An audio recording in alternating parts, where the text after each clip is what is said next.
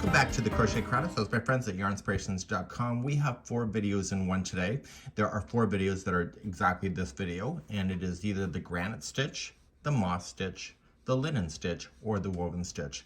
This is done as an even count chain, so it's a completely multiple of 2. If you decide to do a multiple of 2, then what happens is that there's 2 rows that are part of the repeating pattern.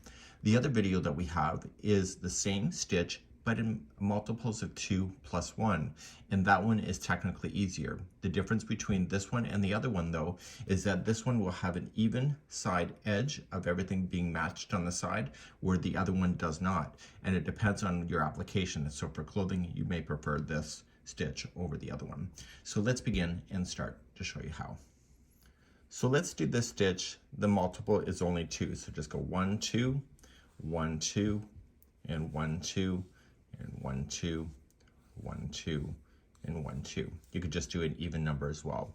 Once you're happy with this, then what you can do is just lay it against something. Maybe you want to match a size, and then you can start. So just as an even number and multiples of 2. Let's begin row number 1. To do row number 1, you are going to go second chain from the hook, and you're going to single crochet, and I always choose the back hump of the chain because I think it looks nicer. You're then going to chain 1, skip 1, and single crochet into the next chain, and you're creating a chain 1 space that you'll be using in the next row. Chain 1, skip 1, single into the next, and you're going to do this all the way down your chain. So chain 1, skip 1. So please do this all the way down your chain, and then I'll meet you at the end of the chain. And for those that are ready for the ending of the chain, is that you'll skip 1, and the very last one is going to be a single crochet.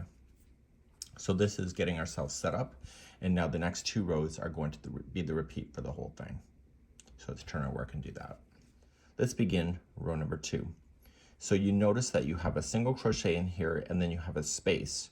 So you're going to chain 1, and you were going to put in a single crochet in the top of the first single.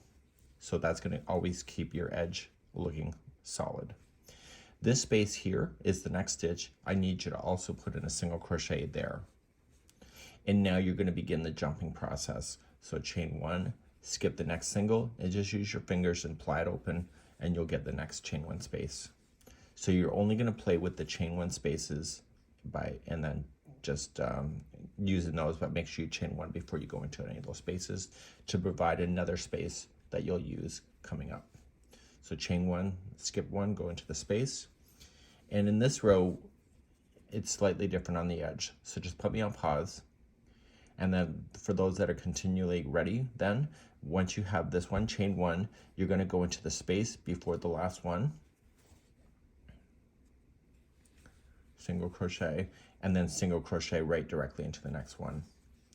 So you will notice in this row, whenever you have it, the first 2 are directly beside each other of the single crochet, then you start jumping, and that changes because in the next row it's different. So you turn your work, and let's begin the next row.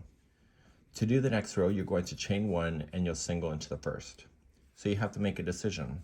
You'll notice that there's another single crochet before the jumping up into the hole. So you're going to chain 1, jump over that single crochet that's there, and go right directly into the chain 1 space hole. And then this is when you start jumping again. So chain 1 and go into your next space and do that all the way across.